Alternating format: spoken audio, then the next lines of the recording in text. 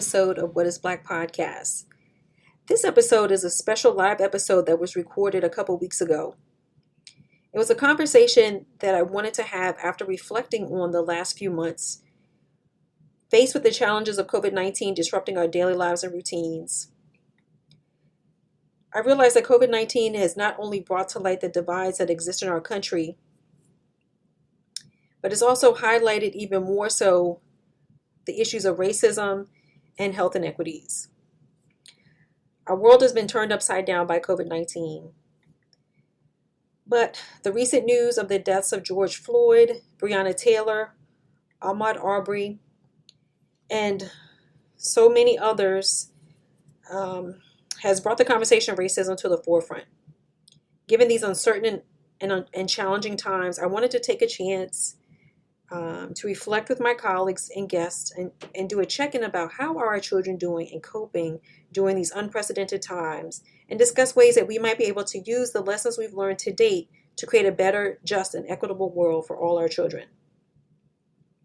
Please know that this is only a snapshot of the full conversation that I had with my guests a few weeks ago, but I still think this snapshot is a great indication of the opportunities that we have.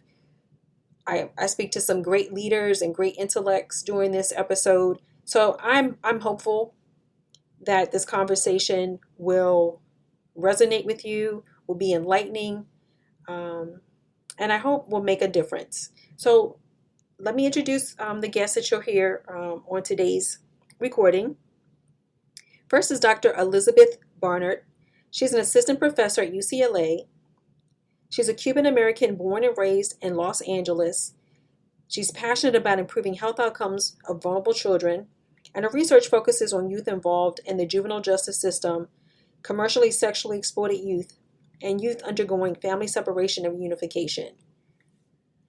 Dr. Nathan Chomilo is a pediatrician and the Minnesota Medicaid medical director. His advocacy work with Reach Out and Read Minnesota and Minnesota Doctors for Health Equity has been recognized by the City of Minneapolis Department of Civil Rights. Next is Dr. Monique Jindal, who is an internal medicine pediatrician at Johns Hopkins Medical Institution. Her research focuses on the impact of racism on health outcomes. She created a racism in medicine curriculum that has been taught to residents for the past 3 years and has also conducted research on the impact of policing in child health.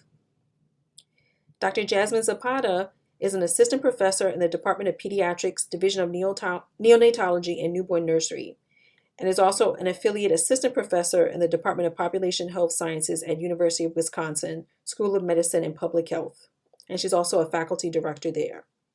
In addition, she's an author, speaker, and health educator. So I have a great lineup of panelists for today's discussion and conversation, and I hope you really enjoy the conversation, and we'll talk more in upcoming episodes about these topics: COVID-19, racism, and how we can move forward to improve the health and well-being of our children. Enjoy the listen. They're just like us. The way you might be dealing with what's going on compared to me, kids are the same way. And I think sometimes we lose sight of that. And we think that there's just this recipe to make it better for them or to make it right. And so that really resonates with me from both of you. And then I think also just the idea that we have to have these conversations. I think that's another thing that at least with my patients and families, we've been talking about. Some of them have asked me, should I talk about this with them? And so we've talked a lot about how, kids are like sponges. And so they're going to get socialized about race, whether you influence it or not. And so all the more reason to have these conversations at whatever level they feel comfortable, and kind of shepherd them through it in the way that they feel is best for their child. Yes, I agree. I forgot to mention a third kid. I have a 2-year-old at home as well. And so now she's running around the house talking about Black Lives Matter, Black Lives Matter. And we took her to one of the protests in the car, and she was like trying to get out the car because she wanted to run around with everybody. So that's so true, though, that they're going to be this young generation growing up. This is going to be what's normal to them. And that actually brings me a little bit of hope that this is just going to be normal to talk about conversations about race and things like that. So I totally agree. I'd like to talk for a minute about my patients at juvenile hall. So correctional healthcare tends to lag behind. The quality of delivery of care, the technology that's available lags behind what's available in the community.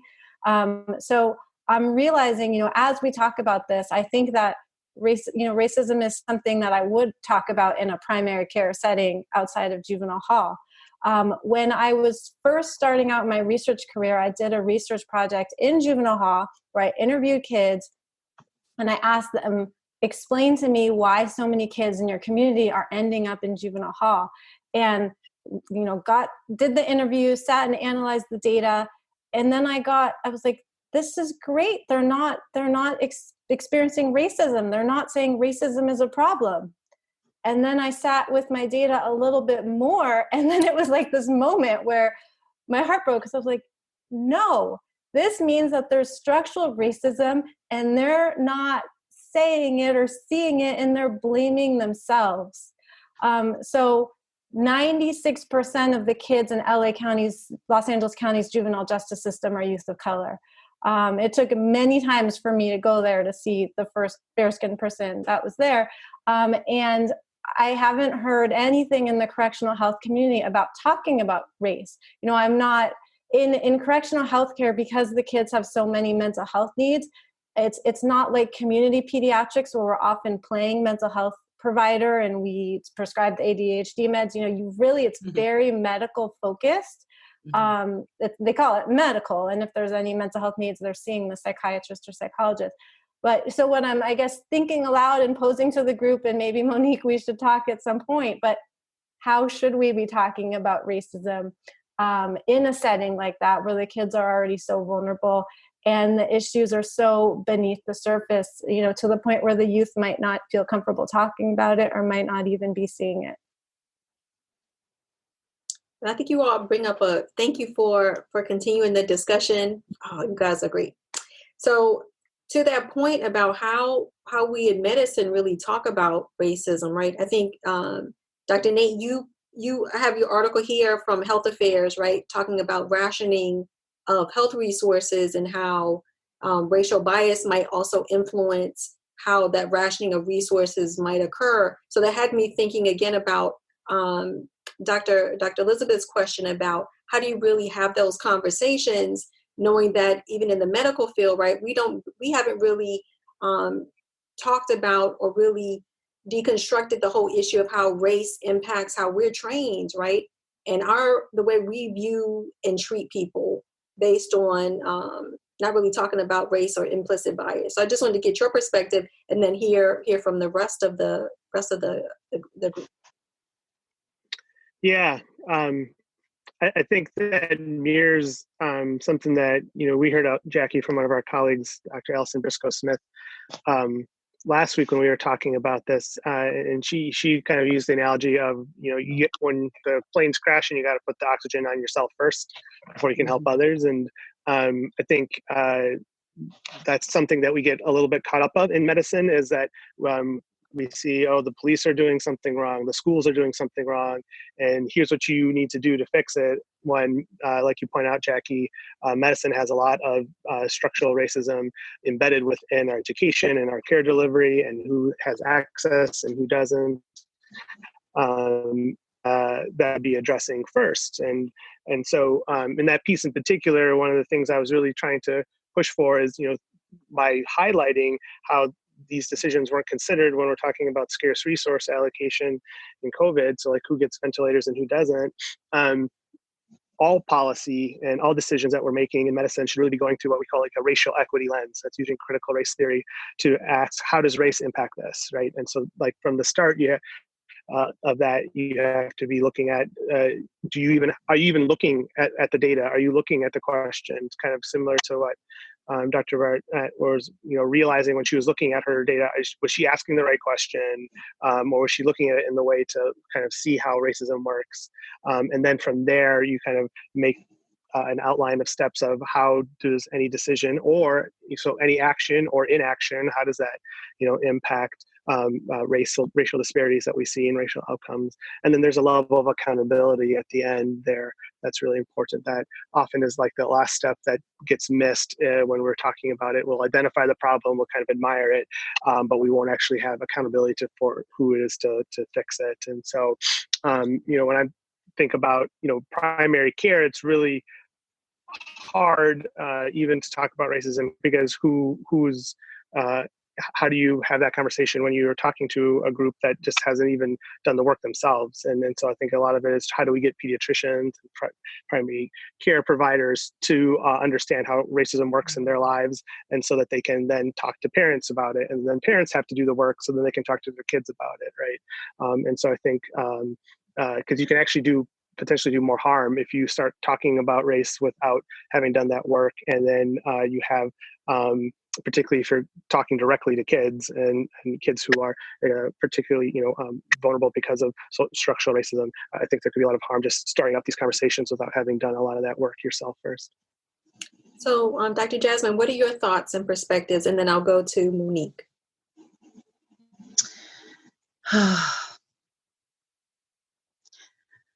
I don't have any, I don't know. I have so many thoughts on this. Can you go back to the original question? I think the original question really comes down to what I heard from what Dr. Barnert was asking is, how do we really, in her work with juvenile justice, right?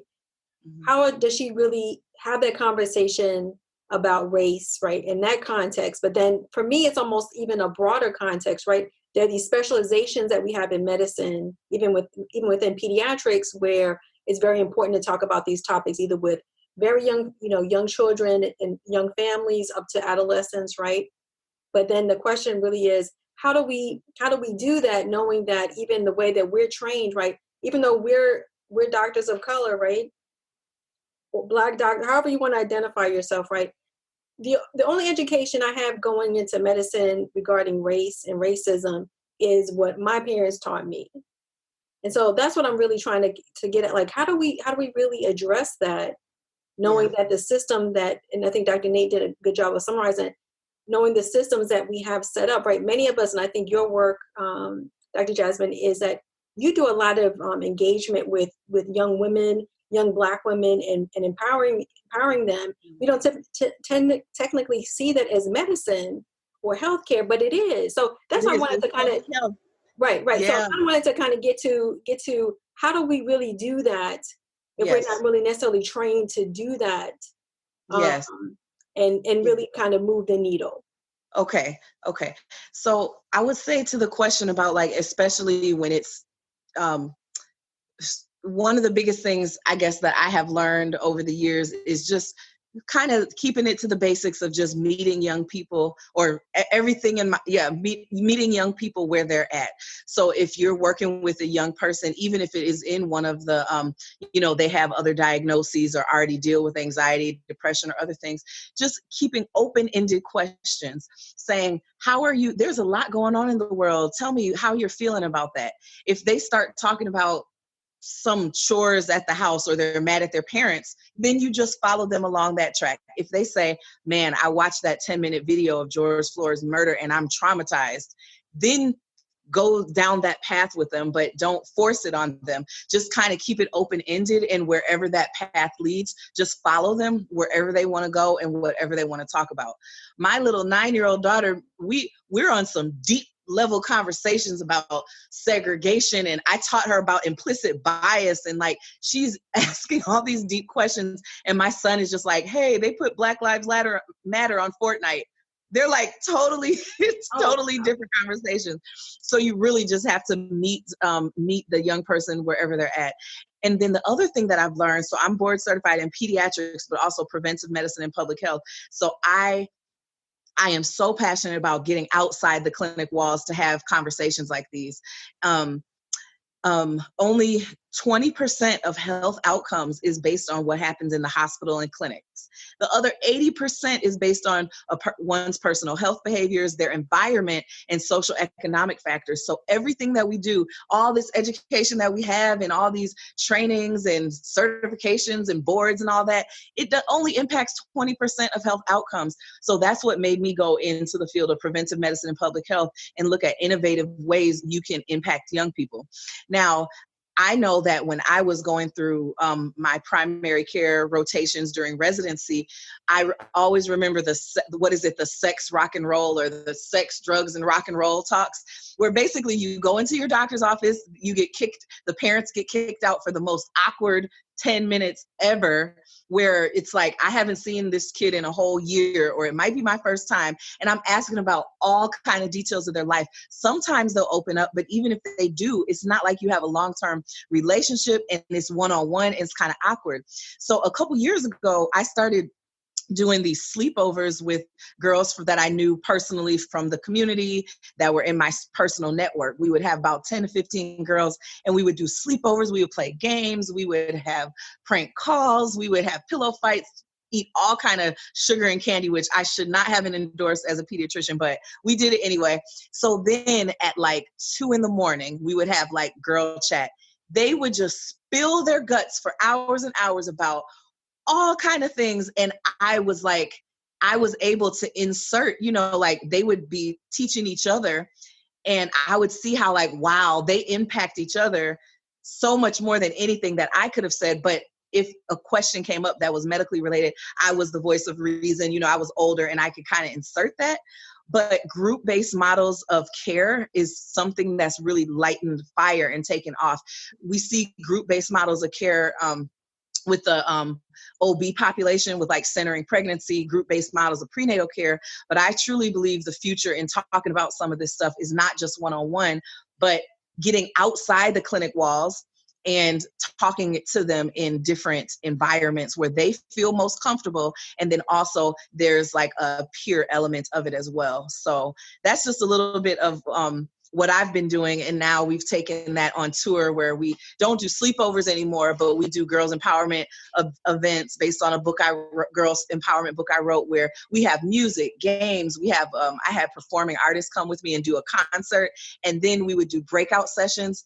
Oh my gosh. And those breakout sessions, I felt like I had more of an impact than I ever did as a medical doctor talking about this stuff, by me just getting out in innovative, crazy ways. And we've been in churches and hair salons, in schools and parks, at the lake, doing all these events. So I think it's all that to say there's so much power in like dismantling systems that have been set up to oppress us. Like, that's not the system. The traditional healthcare system is not what works for every young person. You have to be willing to get out the clinic walls and shake things up to have these conversations. So that's what I would say is my best piece of advice for this.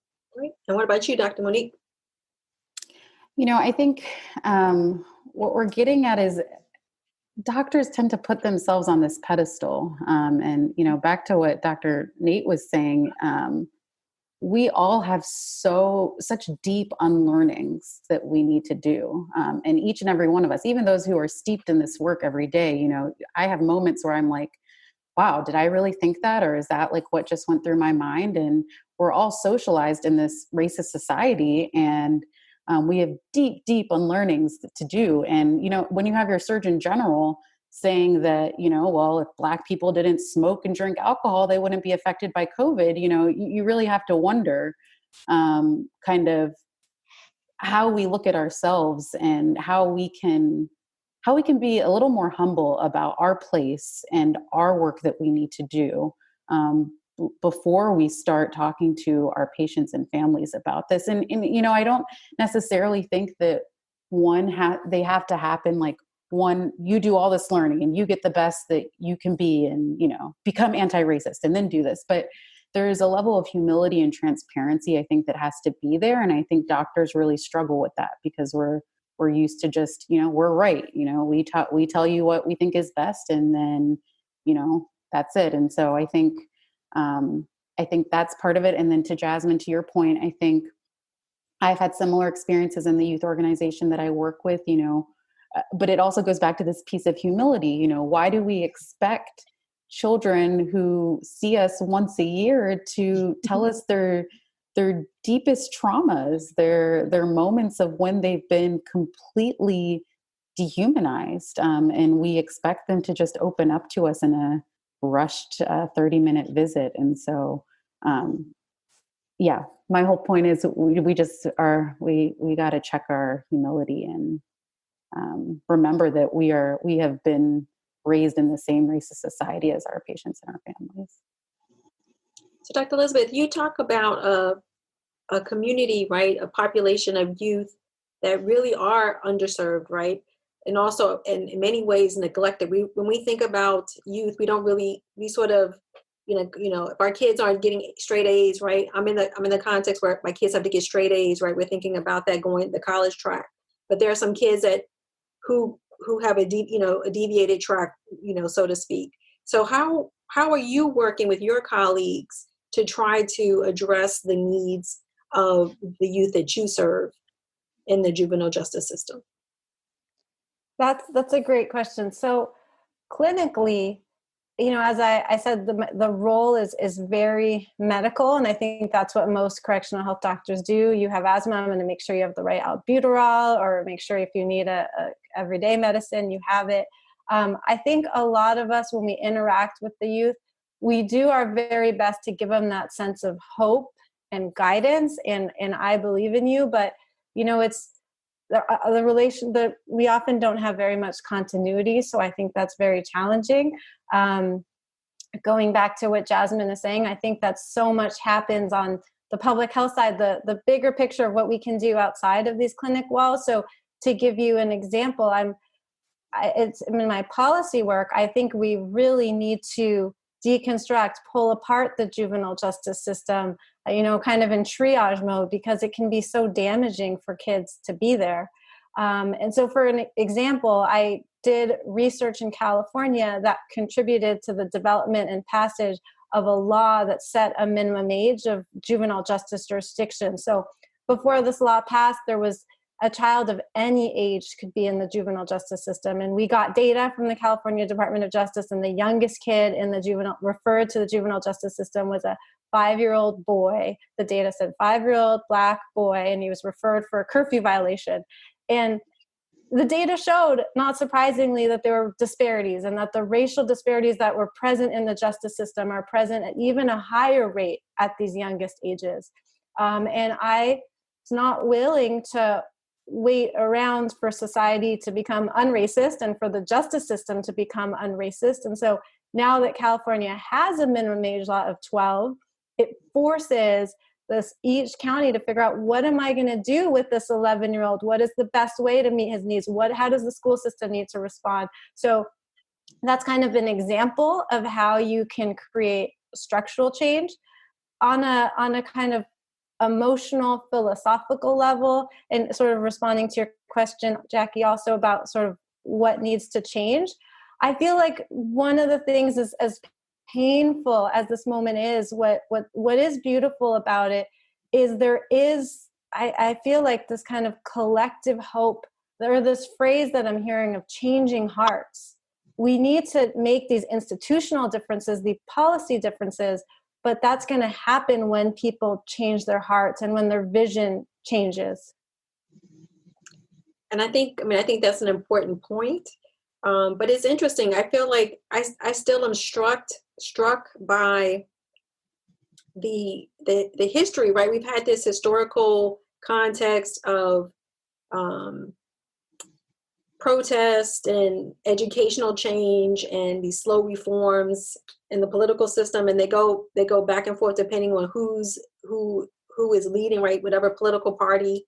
And at some point, right, you figure, well, there's been enough people. There's like a list of people who have been murdered, right? There've been a list of people we have our health poor health outcomes based on, race, right? Race as a proxy for these health outcomes. And I'm like, at some point, like, why haven't hearts been changed yet? But, that's the part that I'm hopeful, but at the same time, I feel sometimes jaded as well. Cause I'm thinking like, how much worse can it get, right? Before we start to make a change. And then I think about, I think sometimes people think that, African Americans have, we're doctors, right? Those who are us that identify as African American or first generation or whatever marginalized group, you made it, right? You become successful. And I feel like that's the check off. Okay, well, there are people of different socioeconomic classes and marginalized groups that have made it, and that's it. And that's all. We don't need to do anything else because you can get an education and become a doctor. And I feel like that so misses the boat. So I'm just getting back to, I'm sorry being long-winded, but I just getting back to the point about, I hope there's hope, right? And I hope that people are changing, their hearts are changing, but I feel like there's got to be more. I just don't know what that more has to be. So again, really getting to this conversation, the crux of this conversation of what do we need to do to make the changes, right? If you could see knowing what we know now, knowing what's happened now, and hopefully we're changing some hearts because there's interracial coalitions that are on board. They're hopefully, Minneapolis, right, is changing their laws about policing. What else can we do or how would you envision the new thing, right? After people's hearts have changed, how can we change these structures? I don't know if Dr. Jasmine, if you have an idea, because again, with our public health, preventive health lens, if you could, what are you envisioning? What are you hoping will be next? One thing that I'm really hoping will be next. So you said after we change hearts, how can we change structures? Yes.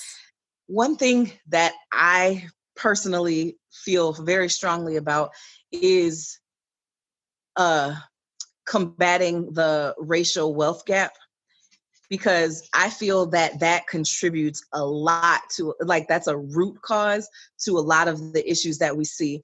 The changing the wealth gap, and then also seeing more people of color in positions of leadership, but even bigger than that, the wealth gap, bringing wealth back into, and specifically talking related to especially right now, the focus and is Black people. I'll just be frank and say that a lot of times when we say people of color, it's very generalized, but right now I'm talking specifically about in the Black community, because we need to own more land. We need to own our own businesses, have our own $1 billion endowments so that we can fund our own people as it relates to like nonprofits. I see all the time nonprofits, different smaller groups fighting for money or begging for money from larger white institutions that still retain the power and pull the strings on these organizations. I'm just going to say it like it is.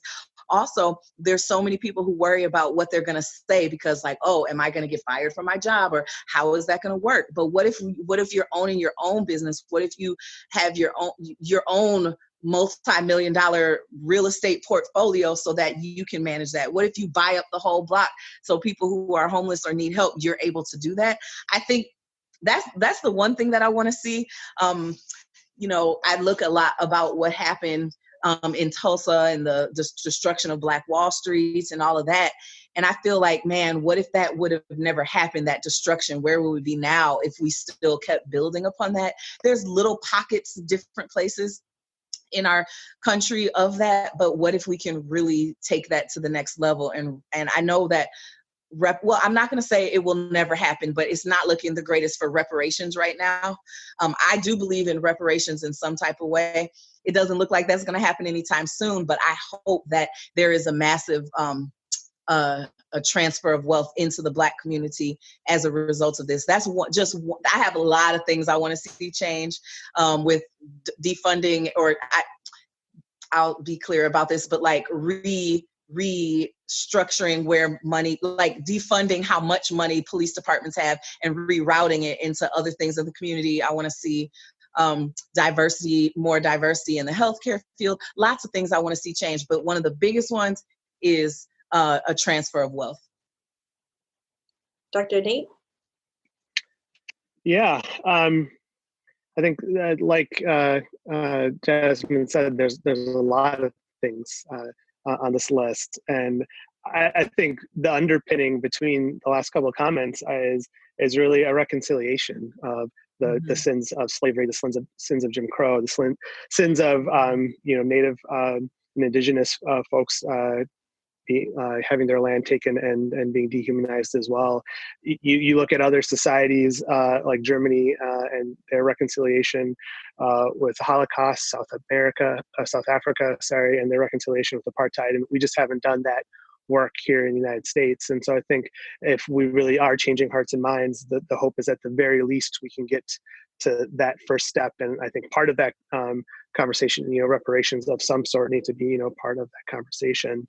I might differ a little bit in the sense that, I really do believe that there's a lot of connection between capitalism and racism, and so I think when we're thinking of how to repair and move forward together, it's how can we build a place where it's not solely driven by capitalism, because of many of the inequalities that capitalism naturally creates, and there has to be ways to kind of integrate that and still have opportunity, but have equity for all. And certainly Dr.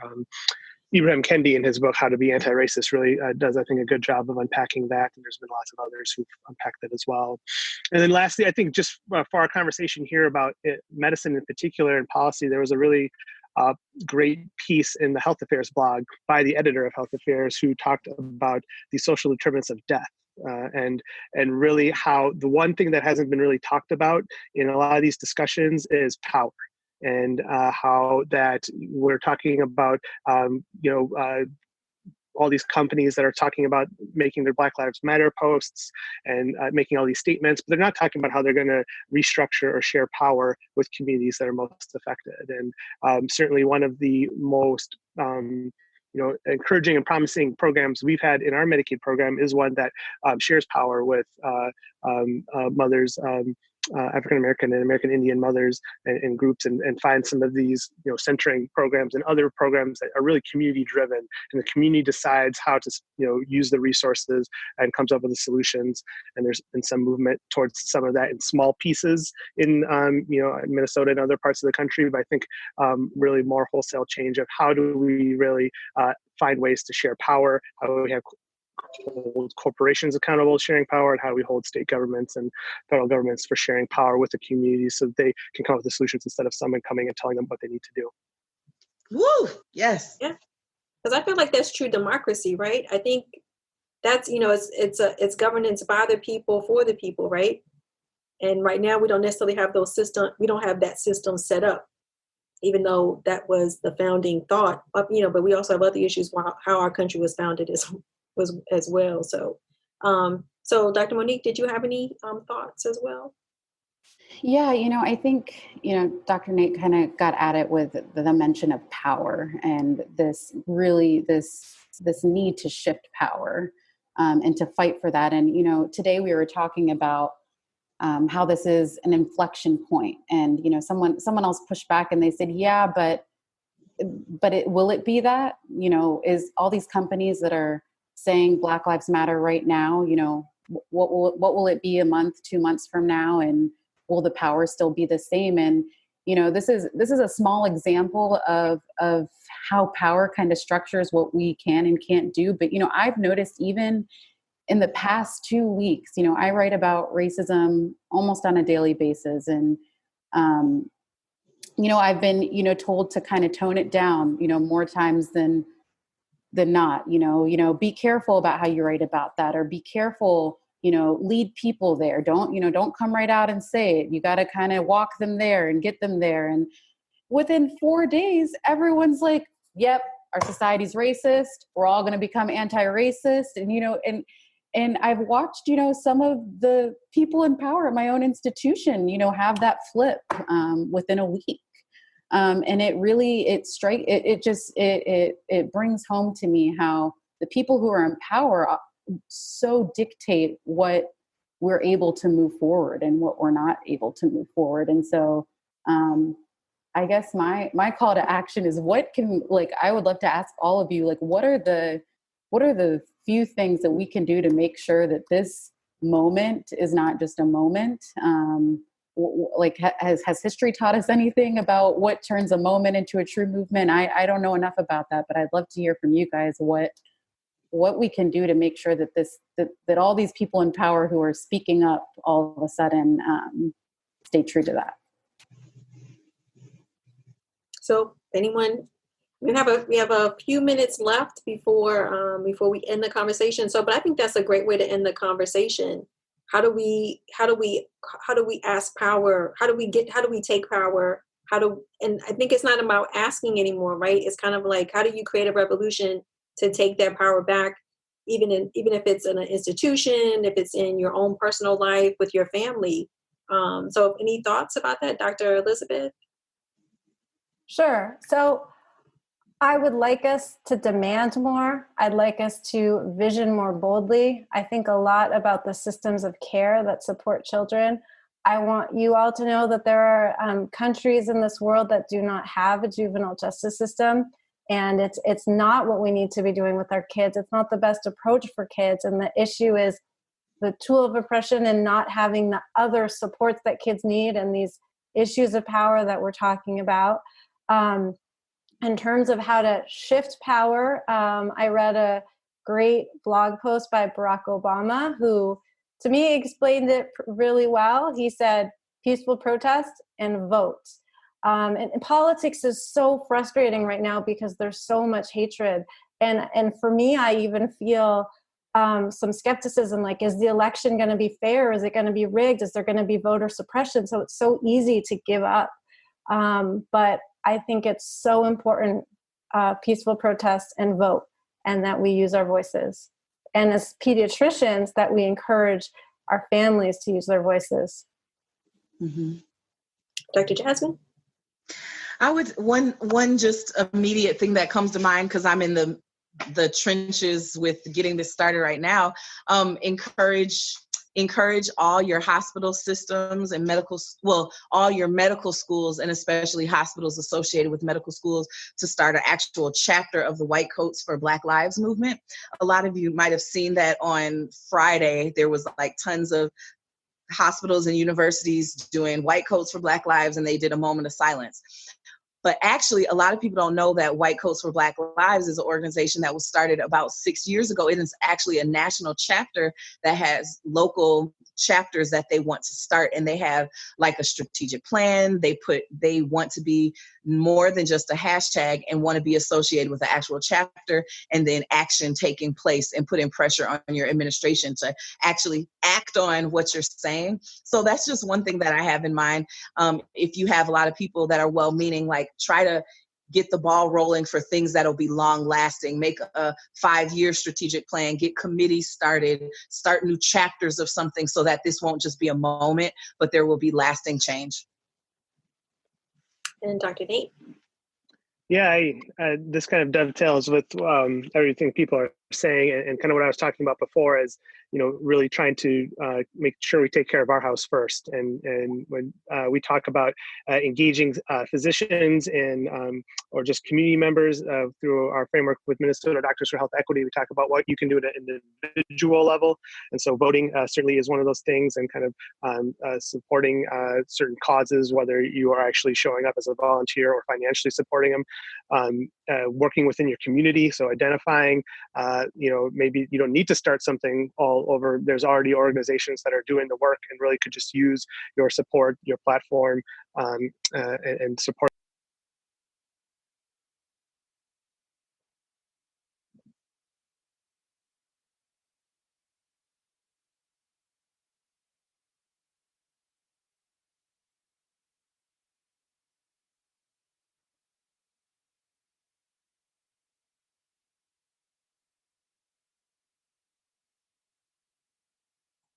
Thank you for listening to What is Black Podcast. You can follow What is Black Podcast on Instagram, Twitter, and Facebook. Also, please go to whatisblack.co to sign up for our newsletter so you don't miss any information and updates about upcoming episodes, blog posts, and events that we're hosting. We really appreciate your listening, and please share this episode with a friend and our previous episodes. You can subscribe, rate and review us on Apple Podcast, and listen to What is Black wherever you listen to your favorite podcasts. Until next time.